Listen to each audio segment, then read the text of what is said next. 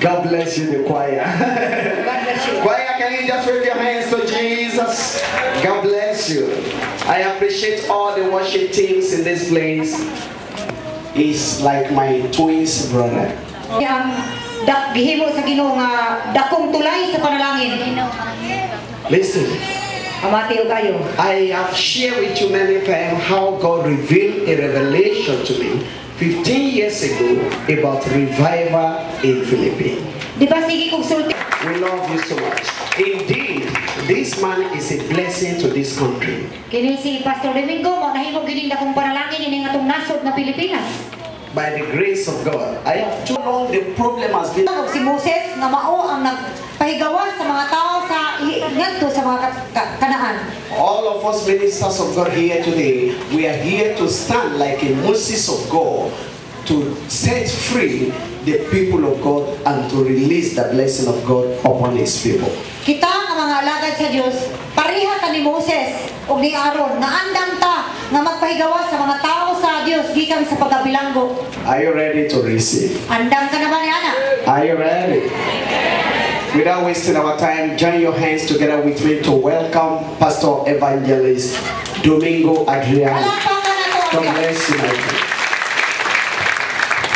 God is really good. Thank God for this time that He has given unto me to share unto you the Word of God. Nakahanda na ba tayong lahat? Are you ready? Nandito ba lahat ang isipan natin?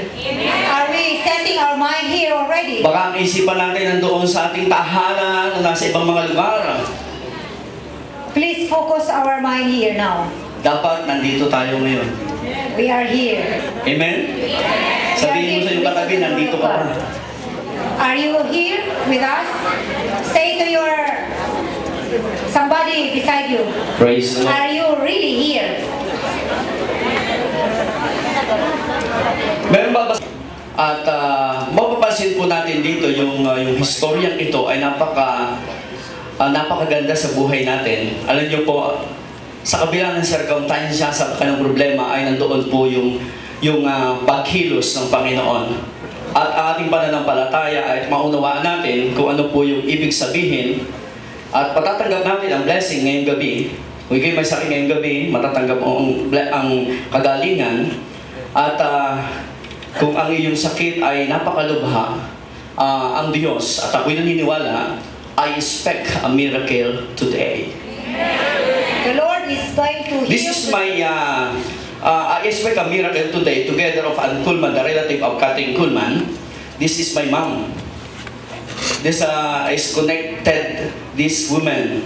And talagang doon nagkaroon kami ng panito at inanoint siya ako at I travel all over the Philippines and abroad and Pakistan. At doon ko nakita ang pagkilos ng Diyos. At ngayong gabi, gagamitin ako ng Panginoon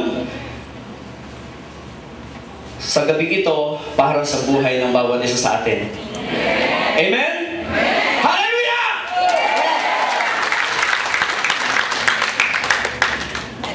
May isang account sa Biblia sa aklat ng Marcos, talatang versikulo 5, talatang 35, at ang sabi rito, samantalang nagsasalita pa si Jesus, nagsasalita pa siya, may taong dumating na galing sa bahay ng pinuno ng sinagoga na nagsabi, namatay na ang anak mong babae.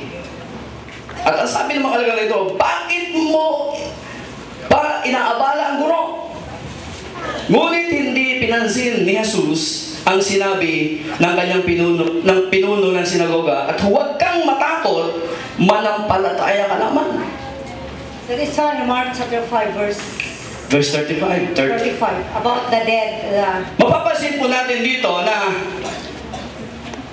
nung sinugo, sabi rin, patay na talaga ang anak mo. Sabi that your son has already died or dead. Pero ang ginawa ni Jesus, inignore niya ang balita na patay yung bata. But Jesus didn't care about the words that the son has died already. He didn't take time to listen to the word dead. Hindi siya nakinig sa lason ng diablo sa isipan ni Jesus. So Jesus didn't listen to the words of the devil that said died or dead. Hindi niyo ba alam, simula Genesis, nilason ng diablo ang isipan ni Eva at ni Adan. Even from from the beginning in the book of Genesis, the devil has poisoned or has put something negative in the mind of Adam and Eve.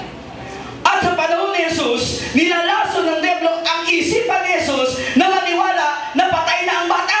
And according in the New Testament, the devil wants to poison the mind of Jesus Christ that the boy has died already. Sapagkat sa panahon natin ngayon, ang Diablo ay may lasong ibinibigay sa ating isipan na sinabi ng banal na kasulatan And even na ang iyong sakit ay kinuha na ng ating Panginoon. at this time, we are also poisoned by the devil. The devil is saying to us that you are sick. Pero lagi kang nilalason ng Diablo ang iyong isipan na sinasabi, mayroon ka pang sakit. According to the devil, you are still sick. But no, that's not true.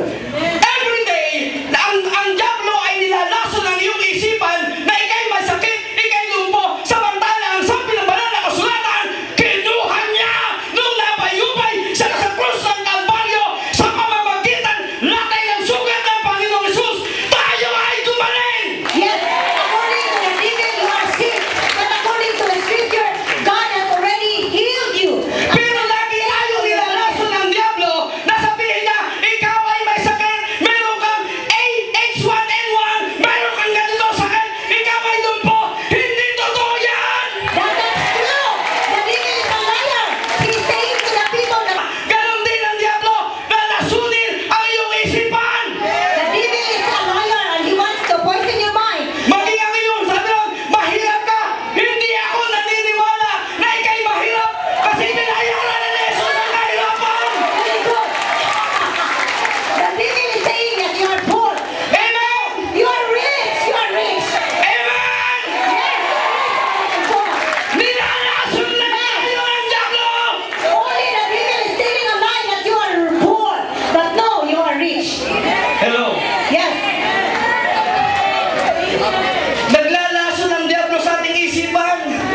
It's only the devil is telling a lie in our mind. Putting Isipin mo, lies. kinuha na ang sakit mo. Your sins Sa pamamagitan ng sugat ng Panginoon na dala mo sa krus ng Kalbaryo, kinuha niya ang iyong sakit. Ano? Meron ka pang sakit? Do you have sickness? Wala na! Bakit? No more. You Alam mo, may sakit sa atin? Yung ating isipan, yung mindset na hindi tayo maniwala sa sinasabi ng banal na kasulatan, kinuha niya ang ating sakit at karamdaman. Amen. That's already taken all your sicknesses. Believe the word of God that by His stripes you are healed. Sabi niya, patay ang iyong anak. Hindi pinaniwalaan ni Jesus. Jesus didn't believe the word that said. Ang sabi niya, natutulog lamang. Jesus said He is only sleeping. Marami mga tao, hindi maniwala. Don't believe on the devil. Naniiyakan sila. They were crying. Ang mababasa natin dito sa dito, sa 39, pagkapasok niya sa kanyang, sinabi sa kanila, bakit kayo nagkakagulo at nag-iiyak?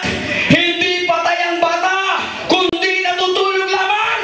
Why are you crying and why are you troubled? The child is not dead, he is only sleeping. At siya'y kanilang pinagtawanan. And then they were laughing at Jesus' words. Pag sinabi mo, lumpo ka o ano ka, may sakit ka sa magaling na ako, pinagaling na ako ni Jesus, maraming tatawa sa iyo. The devil is saying that you are sick. No, you are not sick. Ang sabi ng mga tao, ano? Wala ka ng sakit, bakit ganyan ka pa rin? Wala na akong sakit! Yeah, you have no sickness anymore. You are already healed. Your sickness is Natural lang sa tao yon na usigin ka. Pag sinabi mo, kinuha na ni Jesus ang aking sakit, ngayon nausigan ng tao, bakit may cancer ka pa? Bakit may ganito ka pa? Dahil may sakit ka, bakit? Kinuha na ni Jesus ang sakit mo, wala na talaga akong sakit! You have no sickness anymore. Jesus has taken all your sicknesses. Napakaganda na mensahe ng Panginoon. Yeah, God's message is very good message to us. Amen! Amen. At nung sinabi ng Panginoon Jesus, pumunta siya sa bahay, ang sabi sa dalaga, bumangon ka! Jesus said to the lady, to the girl, rise up, stand up. Ano nangyari? What happened? Nabuhay.